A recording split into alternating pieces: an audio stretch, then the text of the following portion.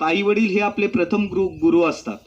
परंतु जर आपल्याला समाजामध्ये उभं राहायचं असेल, समाजामध्ये आपल्याला काहीतरी निर्माण करायचं असेल, समाजामध्ये आपल्याला स्वतःचं अस्तित्व निर्माण करायचं असेल, किंवा आपण शिक्षणामध्ये म्हणजे आज शाळेमध्ये शिक्षण घेतोय आणि या शाळेमध्ये शिक्षण घेऊन भविष्यामध्ये जर आपल्याला एखाद्या चांगल्या पदावर किंवा एखाद्या नोकरीवर रुजू व्हायचं असेल, तर सर्वात महत्वाची आपल्या आयुष्यामध्ये भूमिका असते ती आपल्या गुरुजनांची. कारण जोपर्यंत आपल्याला चांगले गुरु लाभत नाही तोपर्यंत आपण चांगली भरारी घेऊ शकत नाही. जेव्हा आपल्या आयुष्यामध्ये आपल्याला चांगले गुरु लाभतात, जेव्हा आपल्याला आपल्या आयुष्यामध्ये चांगल्या गुरुचं मार्गदर्शन मिळतं, चांगल्या गुरूंच्या सानिध्यात सहवासामध्ये आपण जेव्हा वास्तव्य करतो, तेव्हाच खऱ्या अर्थानं आपण स्वतः घडत असतो. या विद्यालयाच्या छत्रछायेखालीमध्ये आपण या सर्व गुरुजनांच्या छत्रछायेखालीमध्ये वावरतोय, हे खरं तुम्ही खरोखर भाग्यवान आहात. कारण प्रत्येक शिक्षकांची एक वेगळी धडपड आहे. पहा, आपल्या परिसराचं जर उदाहरण घेतलं तर आपल्या परिसरामध्ये एवढे कार्यक्रम फक्त एकमेव आपल्या शाळेमध्ये होत आहेत. आणि मग या शाळेमध्ये होणाऱ्या कार्यक्रमाचा फायदा काय, तर याच्यातून शिक्षकांना काही फायदा होत नाही किंवा संस्थेला काही फायदा होत नाही. शिक्षकांचं आणि संस्थेचं नाव तर होतच असतं, परंतु सगळ्यात मोठा फायदा जो होतो तो विद्यार्थी मित्रांनो आपला होतो. कारण पहा, प्रत्येकाच्या अंगामध्ये काही ना काही गुण असतात. आता शनिवारी कार्यक्रम झाला आदरणीय लांडगे सरांचा. लांडगे सरांच्या बाबतीत जे उंचेगावचे विद्यार्थी आहेत त्यांना बऱ्याचदा माहिती असेल, लांडगे सरांची परिस्थिती म्हणजे काय, प्रचंड श्रीमंत परिस्थिती नव्हती, अगदी हलाखीची परिस्थिती. परंतु स्वतःमध्ये जी कला होती, ती वक्तृत्वाची कला असेल, कविता लिहिण्याची कला असेल, त्या कलेच्या माध्यमातून जेव्हा ते विद्यापीठामध्ये शिक्षण घेत होते तेव्हा नारायण लांडगे कवी म्हणून हे एक वेगळं नाव त्या ठिकाणी होतं. अनेक गुरुजनांनी त्यांना सपोर्ट केला, अनेक शिक्षक त्यांच्या मदतीला धावून आले. आणि हे का आले, तर त्यांच्यामध्ये कला होती त्यामुळे.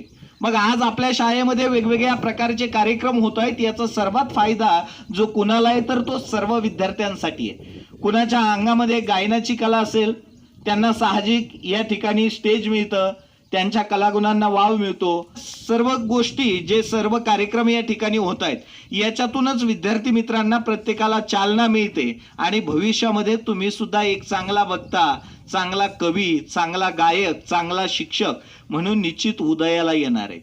परंतु जेव्हा असे कार्यक्रम होत आहेत या कार्यक्रमामध्ये सर्व विद्यार्थ्यांनी जवळपास भाग घेतला पाहिजे. हे पहा, प्रत्येक जण आज कुणीतरी सर या ठिकाणी समजा आमच्यासारख्या व्यक्तीला या ठिकाणी बोलवतात.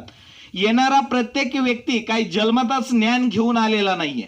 प्रत्येकाला जन्म मिळाल्याच्या नंतर शिक्षण घेत असताना प्रत्येकाने हे ज्ञान मिळवलेलं आहे. इयत्ता 4थीच्या वर्गात शिकत असताना मी तुम्हाला एक गोष्ट सांगतो. मी जिल्हा परिषद प्राथमिक शाळा घेवरीच्या शाळेत होतो आणि 26 जानेवारीच्या निमित्तानं भाषण स्पर्धेमध्ये मला भाग घ्यायचा सांगितला. आता भाषण स्पर्धेमध्ये भाग घ्यायला सांगितल्याच्या नंतर भाषण तुमच्यासारखंच मी सुद्धा कागदावर लिहिलं होतं, पाठ केलं. आणि जेव्हा सर्व स्टेजवर सगळे काही मान्यवर 26 जानेवारीच्या निमित्ताने बसलेले होते आणि बसल्याच्या नंतर समोर गेलो, बोलण्यासाठी उभा राहिलो आणि उभा राहिल्याच्या नंतर काय बोलावं काहीच कळेना. 2 मिनिटं झाले तसंच उभा राहिलो. समोर तुमच्यासारखे बसलेले सर्व विद्यार्थी हसायला लागले आणि जसे विद्यार्थी हसायला लागले तसं मी उभा राहून रडायला लागलो. परंतु माझे एक गुरु आहेत आदरणीय गाडेकर सर, त्यावेळेस ते आले, त्यांनी माझ्या पाठीवर कौतुकाची थाप टाकली आणि समोर बसलेल्या विद्यार्थ्याला सांगितलं की तुम्ही खाली बसून हसलात. त्यांनी माझ्या पाठीवर कौतुकाची थाप टाकून सांगितली, रामेश्वर, हे जरी समोर बसून हसलेले असले तरी तू समोर येऊन रडला, हा सुद्धा तुझ्यातला गुण आहे.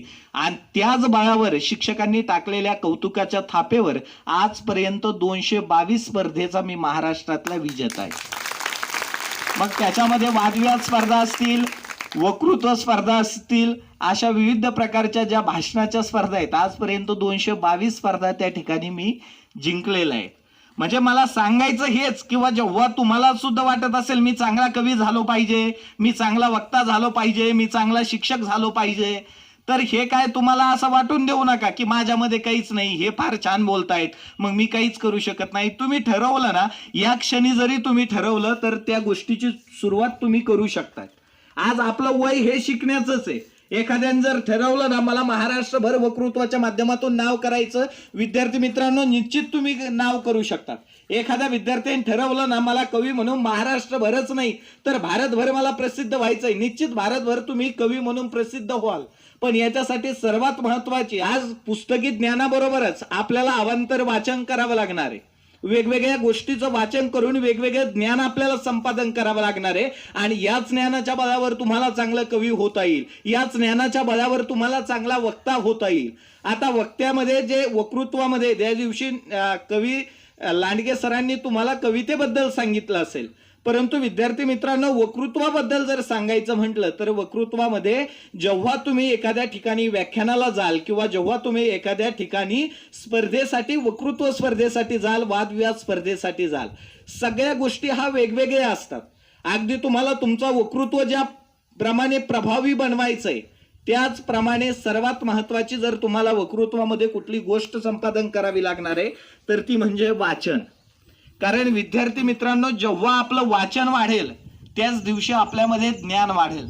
आणि बऱ्याचदा कधी कधी असा प्रसंग येतो जेव्हा तुम्ही एक वक्ता म्हणून उदयाला येतात, वक्ता म्हणून तुमचं नाव लौकिक होतं, त्यावेळेस कधी कधी असा तुमच्या आयुष्यामध्ये प्रसंग येतो की आपण जेव्हा आता भाषण करत असतो, भाषण करत असताना आपण काय करतो 3-4 दिवस आपल्याला अगोदर वेळ मिळतो स्क्रिप्ट तयार करण्यासाठी, मग आपण त्याच्यामध्ये वेगवेगळे मुद्दे घेतो. पण ज्या दिवशी तुम्ही वक्ता म्हणून समाजामध्ये उदयाला याल त्या दिवशी तुम्हाला स्क्रिप्ट वगैरे हे लिहिण्यासाठी अजिबात वेळ नसणार आहे. कित्येक वेळेस तुमच्यामध्ये असे प्रसंग असतील की तुम्ही अचानक स्टेजवरती बसवले जाणार, अचानक तुम्हाला बोलायला लावलं जाणार आणि मग अचानक जेव्हा तुम्हाला बोलायचंय त्यावेळेस बोलण्यासाठी तुमच्याकडे सगळ्यात महत्वाची गोष्ट काय असली पाहिजे, ज्ञान असलं पाहिजे. मग हे ज्ञान तुमच्याकडे कसं निर्माण होणार तर हे ज्ञान तुम्हाला वाचनाच्या माध्यमातून निर्माण करावं लागेल.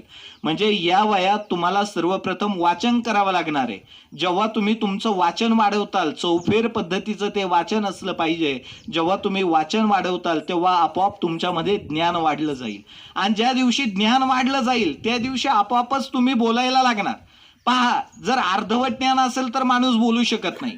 तुम्हाला मी सर्वात महत्वाचं एक उदाहरण सांगतो, जवळपास तुमच्यापैकी मुलांनी पण आणि मुलींनी पण जवळपास सर्वांनीच ते अनुभवलेलं असेल. तुम्ही आपल्या घरामध्ये पाण्याचा हंडा असतो पहा, पाण्याचा हंडा कधी पहा तुम्ही जर आतापर्यंत नळावरून किंवा हापशावरून जर कुणीतून पाणी आणलं असेल तर तो पूर्ण जर हंडा तुम्ही भरून घेतला पाण्यानं आणि डोक्यावर ठेवला तर तो हंडा असा डगडग करतो का? नाही. पण तोच हंडा तुम्ही अर्धा किंवा अर्ध्यापेक्षा थोडासा जास्त भरा, पूर्ण भरू नका आणि तो हंडा डोक्यावर मांडा आणि तुम्ही घेऊन चाला. घेऊन चालत असताना तो स्थिर राहतो का? नाही, पडण्याची भीती असते. ज्यांनी अनुभव घेतला नाही ते घेऊन पहा. पण जेव्हा तो हंडा पूर्णपणे पाण्यानं भरलेला असतो तेव्हा तुम्ही हात जरी डोक्यावरचे सोडले आणि सरळ मान करून चालला तरी तो हंडा पडत नाही. कारण का? तो पूर्ण भरलेला असतो. मग तुम्हाला भविष्यामध्ये वाटत असेल की मला चांगला वक्ता व्हायचंय किंवा मला समाजामध्ये चांगल्या पद्धतीचं भाषण करायचंय तर मग तुम्हाला अर्धवट ज्ञान घेऊन चालणार आहे का? नाही. तुम्हाला ज्ञान पण तुमच्याकडे कसं असलं पाहिजे? पुरेपूर असलं पाहिजे. पुरेपूर ज्ञान असल्याच्या नंतर माणसाला कुठचीही अडचण आयुष्यामध्ये येत नाहीये. त्याच्यामध्ये वक्तृत्वाच्या जर बाबतीत आपण दुसरा विचार केला तर सर्वात महत्वाचे तुमच्या आवाजामध्ये चढ उतार असली पाहिजे. एखादा ऍक्सिडेंट झालाय किंवा एखादा शिवाजी महाराजांच्या काळामधला एखादा प्रसंग आहे आणि शिवाजी महाराजांसोबतचे मावळे ते समजा एखादा किल्ला जिंकायला गेलेले आहेत आणि हा प्रसंग सांगताना तुम्ही असा हळू आवाजात म्हणणार का? मग शिवाजी महाराजांसोबत मावळे होते, मग ते मावळे किल्ल्यावर गेले, किल्ला लढायला लागले, कुणी ऐकल का तुमचं भाषण? नाही. तर त्या आवाजामध्ये तुमचा दम असला पाहिजे, त्या आवाजामध्ये तुमची चढ उतार असली पाहिजे. तो प्रसंग तुम्हाला त्या पद्धतीने रंगवून सांगता आला पाहिजे जेणेकरून सर्व जे बसलेले समोर श्रोते ते श्रोते सुद्धा तुमच्यामध्ये विलीन होऊन गेले पाहिजे. अशा पद्धतीने तुमच्या आवाजामध्ये चढ उतार असला पाहिजे आणि ज्या वेळेस तुमच्यामध्ये चढ उतार असेल त्याच वेळेस काय होतं की तुमच्या वक्तृत्वाला एक चांगलं वक्तृत्व म्हणून समाज तुमच्या वक्तृत्वाकडे बघत असतो. त्याच्यामध्ये तुमचे हात वारे असतील. बऱ्याचदा काय होतं, तुम्ही जर विद्यार्थी मित्रांनो आज समजा विद्यार्थी दशेमध्ये आहात, तुम्ही जर वेगवेगळ्या वक्तृत्व स्पर्धेमध्ये भाग घेतला तर वक्तृत्व स्पर्धेमध्ये जेव्हा भाग घेताल तेव्हा एक गोष्ट तुमच्या लक्षात येईल, तुम्हाला जे गुणदान केलं जातं ते गुणदान म्हणजे केवळ फक्त तुमचा आवाज चांगला असेल किंवा तुमच्याकडे ज्ञान चांगला असेल याच्यावरतीच तुमचं गुणदान केलं जात नाही. तर गुणदानाचा जो तक्ता असतो त्याच्यामध्ये तुमची विषयाची मांडणी कशी आहे, विषय किती चांगल्या पद्धतीनं तुम्हाला समजलेला आहे, तुम्ही बोलत असताना तुमच्या आवाजामध्ये चढ उतार किती आहे, श्रोत्यांचा तुम्हाला प्रतिसाद किती चांगल्या पद्धतीनं मिळतो, त्याच्यानंतर तुमचे हातवारे कसे आहेत, ह्या सर्व गोष्टी तुमच्या बघितल्या जातात आणि मगच त्या वक्तृत्व स्पर्धेचे तुम्हाला गुण दिले जातात. आता उदाहरणार्थ त्याच्यामध्ये हातवाऱ्याचा एक विषय आला की आज मी तुम्हाला बोलतोय आणि मला तुम्हाला बोलत असताना सांगायचंय की आता या वर्षी विद्यार्थी मित्रांनो आपल्या सगळीकडे दुष्काळ पडलेला आहे, आपल्या परिसराला काय होणार आहे, पाण्याची टंचाई भासणार आहे, कारण आपल्या जायकवाडीच्या धरणामध्ये सध्या 35% जलसाठा आहे. हे मला तुम्हाला वक्तृत्व स्पर्धेच्या माध्यमातून सांगायचंय. परंतु मी जेव्हा सांगतो की आपल्या जायकवाडी धरणामध्ये सध्या पाणी साठा कमी आहे, तो 35% आहे, पण जायकवाडी धरणाचं जेव्हा मी नाव घेतो तेव्हा जायकवाडी धरण सध्या आपल्या कुठल्या दिशेने, इकडच्या पैठणच्या, बरोबर आहे. मग जर मी बोलत असताना असं सांगायला लागलो की ते आपलं जायकवाडीचं धरण आणि त्याच्यामध्ये 35% पाणी साठा आहे, असं चालणार आहे का? नाही. म्हणजे आपले हातवारे करत असताना सुद्धा ज्या वेळेस आपण आपल्या तोंडातून शब्द उच्चारणार आहेत की आपलं ते जायकवाडीचं धरण, तेव्हा आपला हात बरोबर त्या जायकवाडीच्या धरणाच्या दिशेनंच गेला पाहिजे. ह्या सुद्धा तुमच्या वक्तृत्वाच्या छोट्या छोट्या गोष्टी आहेत. जेव्हा मला एखादी गोष्ट सांगायची आहे की आदरणीय लोखंडे सरांची जी कॅबिन आहे म्हणजे जे ऑफिस आहे ते कुठल्या दिशेने, तिकडच्या दिशेनं, मग माझा हात तो इकडच्या दिशेनं जाऊन उपयोग नाही.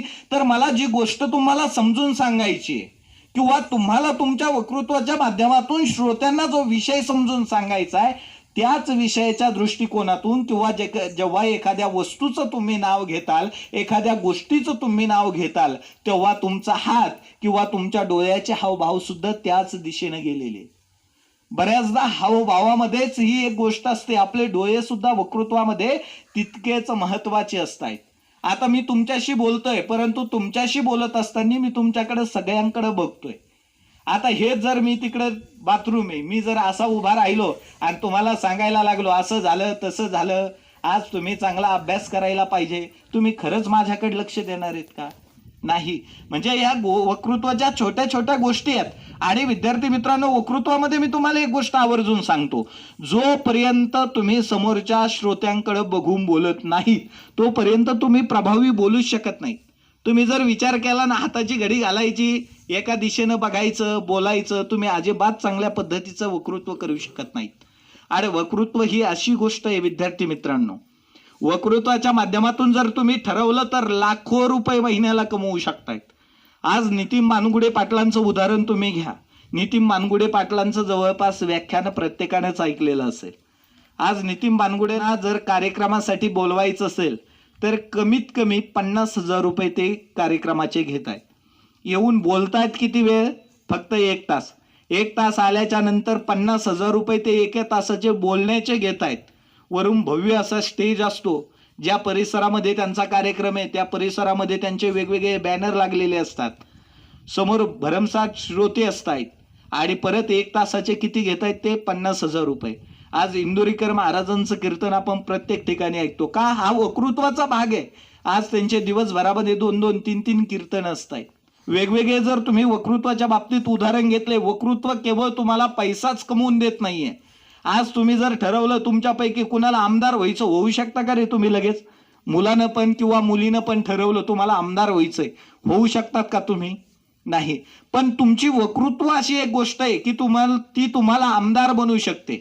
जर तुम्हाला माहिती असेल, तुम्ही बातम्या पाहत असताल तर एक उदाहरण अमोल मिटकरींचं. या अमोल मिटकरी आता आपल्या ज्या विधानसभेच्या निवडणुकी झाल्या होत्या त्या विधानसभेच्या निवडणुकीच्या अगोदर तो माणूस एक वक्ताच होता, ते सुद्धा एक शिवचरित्रकार होते, वेगवेगळ्या ठिकाणी व्याख्यानाला जात होते. परंतु त्यांनी काय केलं, राष्ट्रवादी काँग्रेस पक्षामध्ये प्रवेश घेतला आणि वक्तृत्वाच्या जोरावर ते वेगवेगळ्या सभा गाजवायला लागले. सभा गाजल्याच्या नंतर त्यांच्या राष्ट्रवादीचे काही आमदार निवडून आले. त्यांची आणि उद्धव ठाकरे साहेबांची सर्वांची युती झाली. युती झाल्याच्या नंतर त्यांची सत्ता आली आणि सत्ता आल्याच्या नंतर जे विधान परिषदेवरती जे काही आमदार निवडून दिले जातात त्या विधान परिषदेचे आमदार जे निवडत असताना हे विधानसभेचे सदस्य त्याच्यामध्ये निवड करत असतात आणि अमोल मिटकरींना त्या ठिकाणी विधान परिषदेवरती आमदार म्हणून त्या ठिकाणी घेतलं. हे पहा, अमोल मिटकरी जर असं किती ठरवलं असतं त्यांनी मला आमदार व्हायचं, तर त्या अमोल मिटकरी सारख्या माणसाला आमदार आयुष्यामध्ये कधीच होता आलं नसतं. पण ते अमोल मिटकरी आज जे आमदार आहेत ते आमदार असण्याचं कारण म्हणजे फक्त त्यांच्यामध्ये असणारी वक्तृत्व कला. त्याप्रमाणे जर तुम्ही पाहिलं, प्रणिती शिंदे ह्या सुद्धा एक आमदार आहेत.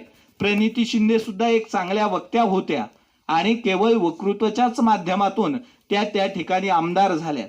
आज सर्वांच्या परिचयाचं एक राजकारणामधलं आणखी एक नाव आहे, ते म्हणजे अमोल कोल्हे, ज्यांना आपण छत्रपती संभाजीराजे मालिकेत पाहिलंय. हे अमोल कोल्हे सुद्धा अगोदर शिवसेनेचे प्रवक्ते होते. वेगवेगळ्या मालिकेच्या माध्यमातून त्यांनी स्वतःच्या वक्तृत्वाला वाव दिला आणि याच वक्तृत्वाच्या जोरावर अमोल कोल्हे हे राजकारणामध्ये सुद्धा त्यांनी स्वतःचं एक चांगलं अस्तित्व निर्माण केलंय. मी सुद्धा वक्तृत्व कलेमध्ये त्या ठिकाणी सहभाग नोंदवला पाहिजे, वक्तृत्व स्पर्धेमध्ये भाग घेतला पाहिजे. फक्त आमदार आणि खासदार व्हायचंय म्हणूनच नाहीये. तर तुम्हाला जर वाटत असेल की मला माझ्या आयुष्यामध्ये काहीतरी करायचंय, तर तुम्हाला तुमच्या आयुष्यामध्ये काहीतरी करण्यासाठी सुद्धा वक्तृत्व तेवढंच प्रभावी आहे. आज पहा, भरपूरसे कलेक्टर असतील, तहसीलदार असतील, वेगवेगळ्या क्षेत्रामध्ये काम करणारे शिक्षक असतील, कुणी असतील, परंतु जो व्यक्ती समोर येऊन स्टेजवरती बोलतो त्या व्यक्तीचं नाव निश्चित आपल्या सर्वांच्या ध्यानात राहतं.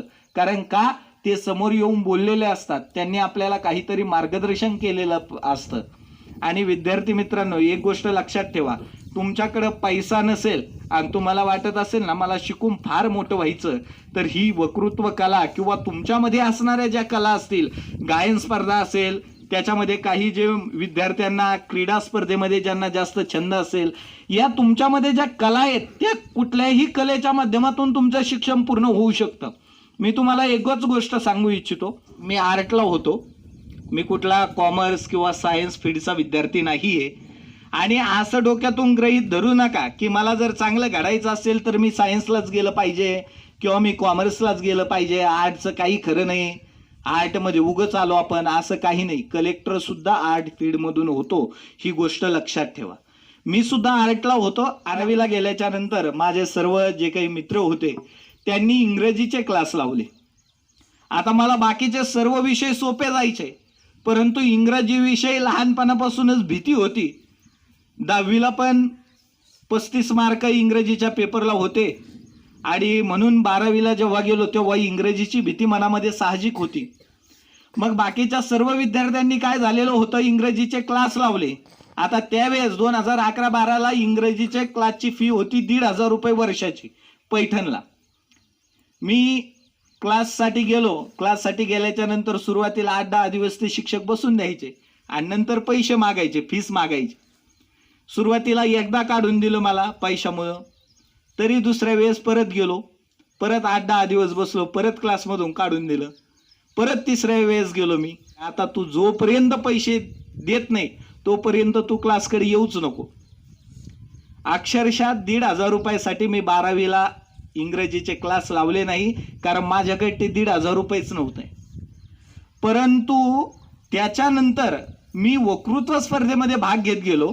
वक्तृत्व स्पर्धेचे बक्षीस मला मिळत गेले आणि त्याच पैशाच्या जोरावरती आज जर तुम्ही बघितलं तर माझे पैठणला एक क्लासेस आहेत शीतल अकॅडमी नावाने, आणि ते सुद्धा क्लासेस इंग्रजीचेच आहेत.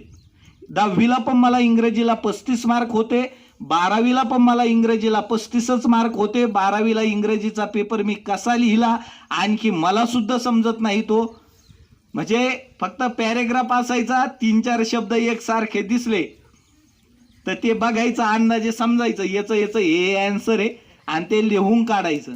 परंतु जेव्हा फर्स्ट इयरच्या माध्यमातून मी इंग्रजीकडे बघितलं तेव्हा टेन्स असतील किंवा सगळ्या ज्या छोट्या छोट्या गोष्टी आहेत ह्या सुरुवातीला एकदम सहज सोप्या समजायला लागल्या आणि त्या पद्धतीने वाटचाल करत गेलो.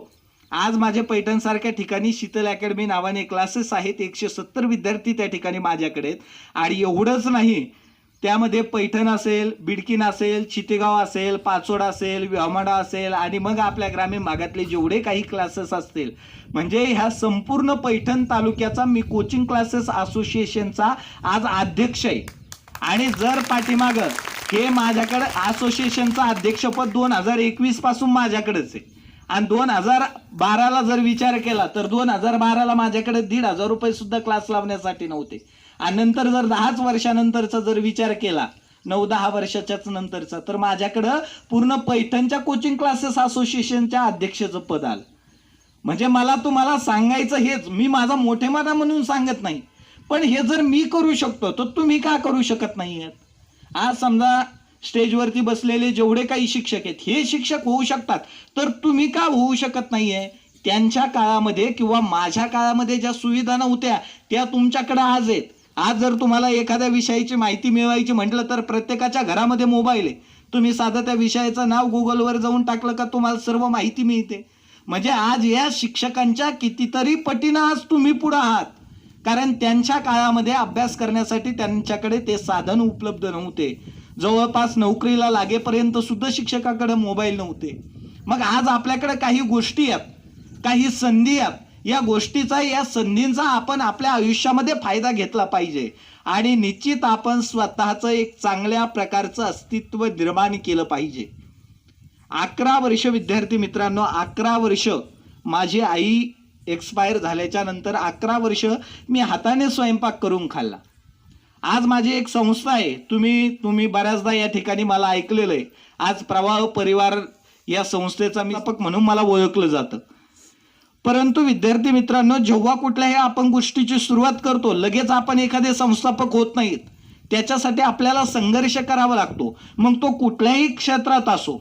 मग तुम्हाला पण वाटतं ना तुम्हाला एखाद्या संस्थेचा अध्यक्षच व्हायचंय, विद्यार्थी मित्रांनो निश्चित होऊ शकतात तुम्ही, काही हरकत नाही. तुम्हाला वाटतंय ना तुम्हाला एखाद्या गावचा सरपंच व्हायचंय, निश्चित होऊ शकतायत. तुमच्यापैकी कुणाला वाटतंय ना मला चांगला गायक व्हायचंय, निश्चित तुम्ही लता मंगेशकर सारखे सुद्धा गायक होऊ शकतात. तुम्हाला वाटतं ना मला आमदार व्हायचंय, तुम्ही आमदार होऊ शकतात. काय स्वप्न बघायला काय हरकत आहे?